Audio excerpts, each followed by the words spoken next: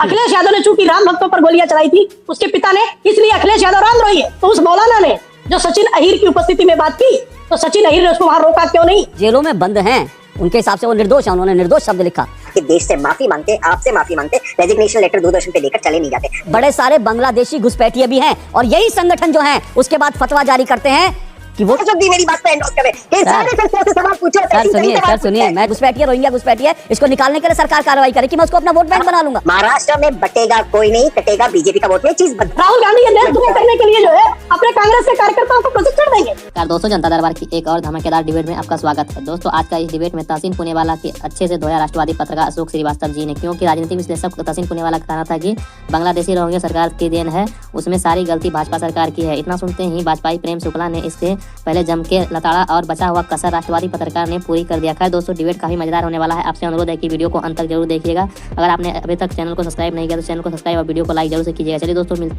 Video को शुरू करते हैं। चलिए शुरू करते हैं। इसको सांप्रदायिक कहेंगे कि सेकुलर कहेंगे?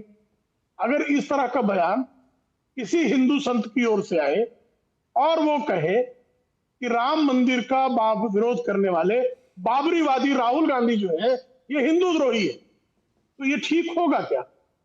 अखिलेश यादव ने चूंकि राम भक्तों पर गोलियां चलाई थी उसके पिता ने, इसलिए अखिलेश यादव रामद्रोही है। क्योंकि प्रभु राम के परम भक्त हनुमान है, इसलिए हनुमान द्रोही है, इसलिए सनातन द्रोही है, इसलिए इसको वोट देना जो है पाप होगा, राम से द्रोह होगा। इस तरह की बातें की जानी चाहिए क्या? अगर ये बातें नहीं की जानी चाहिए तो उस मौलाना ने जो सचिन अहीर की उपस्थिति में बात की, तो सचिन अहीर ने उसको वहां रोका क्यों नहीं? बाला साहब ठाकरे की आत्मा जहां कहीं होगी, उद्धव ठाकरे की वैचारिक सुन्नत को देखकर उनको इस बात पर दुख हो रहा होगा कि मेरी संतान कैसी पैदा हो गई मेरे घर में, ऐसा कुलद्रोही कैसे पैदा हो गया। इस कुलद्रोही ने बाला साहब ठाकरे के सारे पुण्यों को जो है वो विसर्जित कर दिया।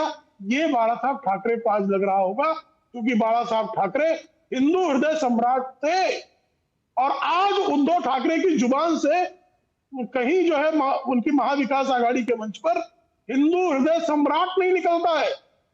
आप समझ सकते हैं वैचारिक गद्दारी की पराकाष्ठा? आप समझ सकते हैं किसी पिता का, ऐसे यशस्वी पिता का पुत्र कितना निकृष्ट और निकम्मा हो सकता है? मैं सुनिए, मैं उद्धव ठाकरे पर भी आऊंगा, लेकिन मैं पहले ये समझना चाह रहा हूं कि पहले बटेंगे तो कटेंगे महाराष्ट्र चुनाव में आया, फिर एक है तो सेफ रहेंगे, हाँ ये आया, और अब जो है ये वोट का धर्म युद्ध, ये पूरा का पूरा जो है ये पूरा क्रम क्या है, क्या इसके मायने क्या है? देखिए अशोक जी, लोकतांत्रिक चुनाव तो धर्म युद्ध ही होता है। धर्म क्या है? धर्म ये है कि जब आप जो है एक जनसेवक बनते हैं, जनप्रतिनिधि बनते हैं, तो समग्र जनता की सेवा करना आपका धर्म है। बात तो सही है। बोर्ड की जो मांगे हैं, 17 मांगे, बड़ी दिलचस्प मांगे हैं। इसमें बाकी सब तो है, वो ये कह रहे हैं 2012 से लेकर 2014 तक जो मुस्लिम आरोपी जेलों में बंद हैं उनके हिसाब से वो निर्दोष हैं, उन्होंने निर्दोष शब्द लिखा, लेकिन निर्दोष क्या है वो उलेमा बोर्ड नहीं तय करेगा और वो पॉलिटिकल पार्टियां तय नहीं करेंगी। तो उसमें यह भी लिखा है कि 2012 से 2024 तक जिन मुस्लिम्स को गिरफ्तार किया गया, निर्दोष युवाओं को, उनको रिहा करेंगे। अब ये जो 2012 में जब याद आता है तो 2012 वही है जब मुंबई में दंगे हुए थे और उसके बाद मुंबई में क्या क्या नहीं हुआ था, वो सब चीज़ें याद हैं। अब उसके निर्दोषों को, सो कॉल निर्दोषों को रिहा करना और साथ साथ वोट जिहाद की बात करना, ये क्या पूरा पोलराइजेशन नहीं है? चीज अगर वो इलीगल माइग्रेंट है तो माननीय अमित शाह जी क्यों दूरदर्शन पे आके देश से माफी मांगते, आपसे माफी मांगते, रेजिग्नेशन लेटर दूरदर्शन पे देकर चले नहीं जाते? देश के गृह मंत्री और प्रधानमंत्री कौन है कि अगर लोग इलीगली बांग्लादेश और रोहिंग्या से थे? क्योंकि मैं किरण रिजिजू जी को कोट कर रहा हूं। किरण रिजिजू ने 2018 में पार्लियामेंट में कहा कि 80% जो रोहिंग्या इलीगली भारत में है वो 2015 के बाद है। मैं किरण रिजिजू को कोट कर रहा हूं। तो 2015 के बाद मोदी जी प्रधानमंत्री, अमित शाह जी और राजनाथ सिंह जी गृह मंत्री, डिफेंस मिनिस्टर, इनके बाद 80% रोहिंग्या आते, ऐसी रिपोर्ट बनती तो रेजिग्नेशन दे, अशोक जी से हाथ जोड़ के माफी मांगे, कहे देश से गलती, क्योंकि ये तो उनका संवैधानिक कर्तव्य है कि देश की रक्षा करे। कोई बाहर जाके वोट कर रहा है तो इनका फेलियर है और इसी के साथ इलेक्शन कमीशन पे सवाल उठने चाहिए। अब आते हैं उलेमा बोर्ड। एक मिनट मैं 1 मिनट आपको रोक रहा हूं। जो आपने कहा उस पर एक छोटा सा क्लैरिफिकेशन, फिर आप उलेमाओं पर आए। जो आपने कहा उसका जवाब तो मैं प्रेम शुक्ला जी से लूंगा, जरूर लूंगा, लेकिन आपने जो कहा कि बांग्लादेशी रोहिंग्याज जो हैं, छोड़ दीजिए सरकारी डेटा क्या है, सरकारें कैसे काम करती है, सरकार का सिस्टम कैसे काम करता है, वो सिस्टम की मैं बात नहीं कर रहा हूं। लेकिन आप अगर सोशल मीडिया पे चले जाएंगे ना, तहसीन जी आप भी बड़े एक्टिव हैं, आपने देखा होगा खुलेआम इस तरह के 50 वीडियो हैं कि कलकत्ता के अंदर झाड़ू लगाने वाला, मुंबई के अंदर जो है भेलपूरी बेचने वाला, वो ऑन कैमरा कह रहा है कि मैं फलाना साल में जो है आया था बांग्लादेश से और मैं यहां पर रह रहा हूं। 4 बांग्लादेशी मुंबई से अरेस्ट, फर्जी कागजों से लोकसभा में वोट भी किया। ठीक है, अब ये जो चीज है ये ठीक है, मैं इस पर फिर कह रहा हूं, प्रेम शुक्ला जी से सवाल बनता है। लेकिन मेरे पास एक दूसरी रिपोर्ट है, और वो रिपोर्ट क्या कहती है? वो रिपोर्ट ये कहती है over 180 NGOs work to enrol Muslim voters.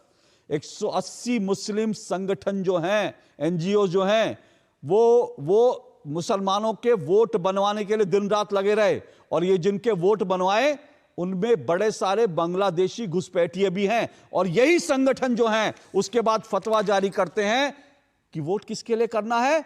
Vote करना है महाराष्ट्र विकास अघाड़ी के लिए। जो सवाल बीजेपी से बनते हैं, ये घुसे कैसे, वो सवाल बीजेपी से पूछे जाने चाहिए। लेकिन इनका वोट किसने बनवाया, इनके फर्जी दस्तावेज किसने बनवाए, और आज इनको वोट बैंक के रूप में कौन इस्तेमाल कर रहे हैं, ये सारे सवाल तो मैं आपसे पूछूंगा ना। ये सारे सवाल तो महाराष्ट्र विकास अघाड़ी से पूछे जाने चाहिए। मैं तो आपके शो पे रोज कहता हूं इलेक्शन कमीशन में भी रिफॉर्म्स होने चाहिए। जब मैं ये बात कहता हूं, अशोक जी कहते हैं तहसीन आपको संस्थाओं पे भरोसा नहीं, आज कौन अशोक जी मेरी बात को एंडोर्स कर रहे हैं कि सारे संस्थाओं से सवाल पूछो। सर सुनिए, मैं चुनाव आयोग से भी सवाल पूछूंगा, सुनिए, और जो आप कह रहे हैं वो सारे सवाल अभी प्रेम शुक्ला जी से पूछूंगा। लेकिन मैं ये कह रहा हूं कुछ नैतिकता नाम की चीज है कि नहीं है? छोड़ मैं सुनिए ना एक मिनट, लीगली जो है ठीक है, उनकी सरकार है, उनकी सरकार में नहीं निकले, लेकिन अगर उनकी सरकार रहते आ गए तो क्या महाराष्ट्र, तो क्या कांग्रेस, शरद पवार और उद्धव ठाकरे क्या उनके फर्जी दस्तावेज बना के उनको वोटर बनाएंगे? कि उनके पास अगर कोई आएगा तो उसको जो है वो रिपोर्ट करेंगे कि भाई ये बांग्लादेशी, ये घुसपैठी है, रोहिंग्या घुसपैठी है, इसको निकालने के लिए सरकार कार्रवाई करे, कि मैं उसको अपना वोट बैंक बना लूंगा? कोई तरीका है भीख मांगने का? हम इलीगली आए मुल्क के अंदर और हमने फेक डॉक्यूमेंट बनाए, तो पुलिस क्या कर रही? वो 4 या 5 लोगों को अरेस्ट करने का सवाब मुंबई पुलिस ने किया क्या?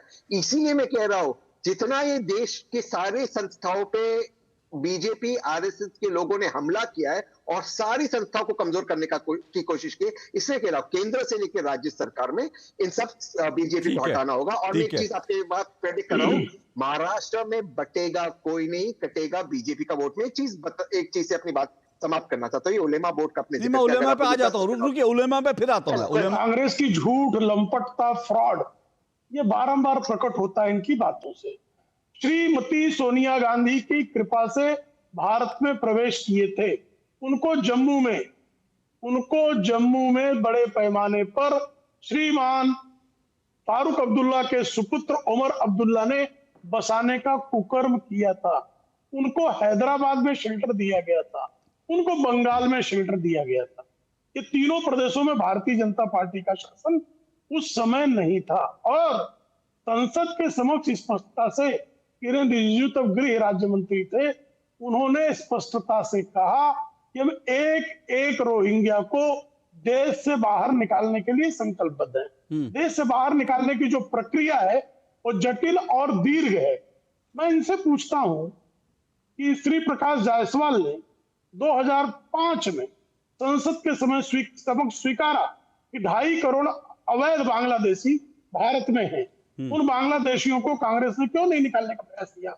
वो श्रीमती सोनिया गांधी को क्या कांग्रेस के दामाद की तरह लगते थे? कि अगर कोई इलीगल बांग्लादेशी आ गया, अगर उस पर कार्रवाई करने में कोई कोताही हो गई तो उसको वोटर बनाना ये राहुल गांधी का अधिकार हो गया। राहुल गांधी ये देश द्रोह करने के लिए जो है अपने कांग्रेस के कार्यकर्ताओं को प्रशिक्षण देंगे। और मियां तहसीन, कृपा करके मुझे बताइए, ये पैसा अकाउंट में जो आया है ये पकड़ा क्यों जा रहा है? क्योंकि कैश ट्रांजैक्शन नहीं हो पा रहा है। वो जो पहले कैश हवाले में चले आता था, आज बेरोजगारों के अकाउंट में पैसा डाला जा रहा है, इसलिए पैसा पकड़ा जा रहा है। दोस्तों वीडियो को अंत तक देखने के लिए धन्यवाद। आज का ये डिबेट वीडियो आप लोग को कैसा लगा आप लोग कमेंट सेक्शन में अपनी राय जरूर दे सकते हैं। अगर आप लोगों ने अभी तक हमारे चैनल को सब्सक्राइब नहीं किया तो चैनल को सब्सक्राइब और वीडियो को लाइक जरूर से कीजिएगा। चलिए दोस्तों मिलते हैं कोई और लेटेस्ट डिबेट वीडियो में, तब तक के लिए जय हिंद, जय भारत, वंदे मातरम।